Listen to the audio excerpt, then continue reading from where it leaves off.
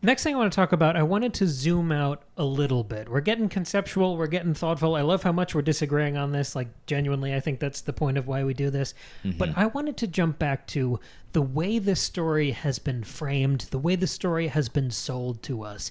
If you'll notice, in the Instagram polls, we conspicuously avoided one question that we have always asked people. What are you feeling right now? What's your allegiance, Team Green or Team Black? And this is another sort of epiphany that hit me after this episode.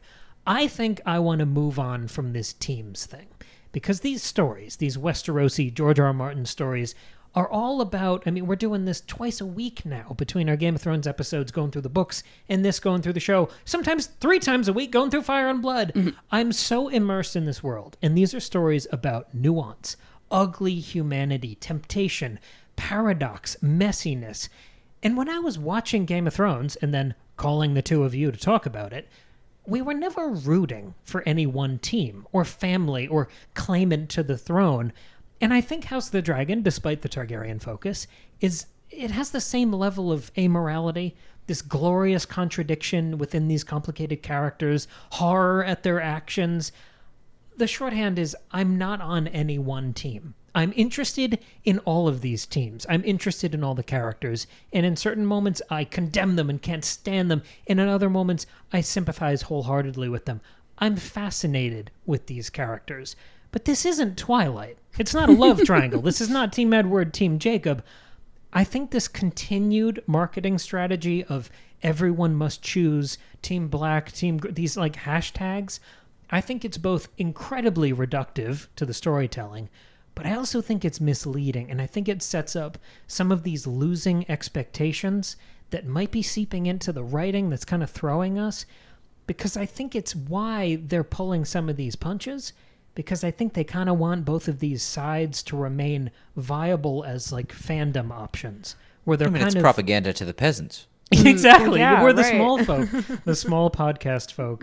Like that they have to be defensible, almost sanitized. So I don't know. For me, if it were up to me, which it's not, I don't really want to do that Team Black, Team Green check-in anymore and reduce our analysis to that. I'm with you there. I've also been frustrated by this marketing, as mostly because, like, initially it was because it didn't make any sense, because it was so obvious that, like, Rhaenyra had the better claim, and everywhere you look, anytime you ask any fan, like right before season 1 started or season 2 started, that question is asked, and everybody's like, obviously Team Black, like, duh, like, because Rhaenyra obviously has the better claim, she's a better person than Aegon, so, like, duh, and, like, everybody loves Rhaenyra and Daemon, so, like, boom, of course we're Team Black. So, like from the get-go, they're failing to, like, create a divide, right? And so then by, like, trying to, but then, like we talked about, in nuking Blood and Cheese, it actually makes Team Black look even better, because you could have had this great moment of, oh wow, Team Black actually sucks because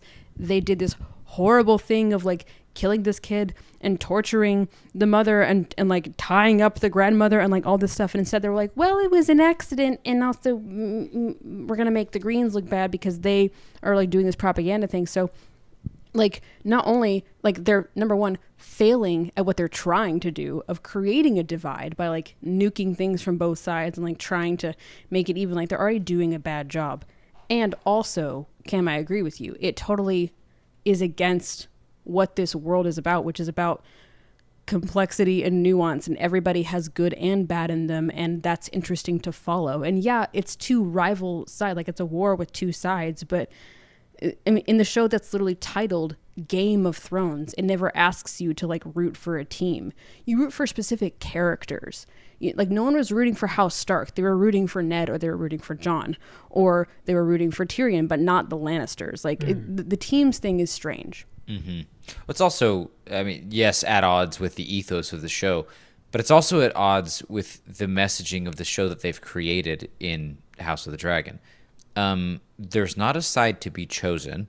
They're so firmly on Team Black as writers and as a show that it, like, the messaging of this promo hype, you know, Team Green or Team Black, doesn't make sense. Mm-hmm.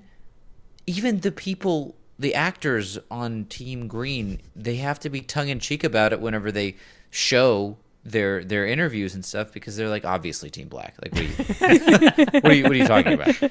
And so they kind of see through it as well. And I mean, who would know better, right? Than the people on the ground doing it. They see everything, and I think that trouble with believability is going to, if it hasn't already, seep into performances, because what they're going to do is try to humanize themselves more to justify, like in the performance, they're going to try to humanize the way that their characters feel to sort of undercut the really awful actions that they're about to take. I think it's partially why we see, to the benefit of the viewer, I think, Aegon in the first episode being so fun and light and relatable, just a breath of fresh air.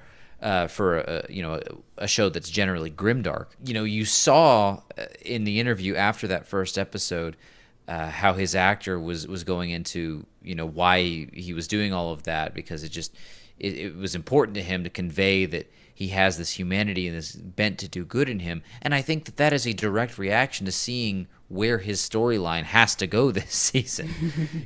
They're digging deeper to find things that really they're not going to be allowed to showcase in the actual plot points of the show.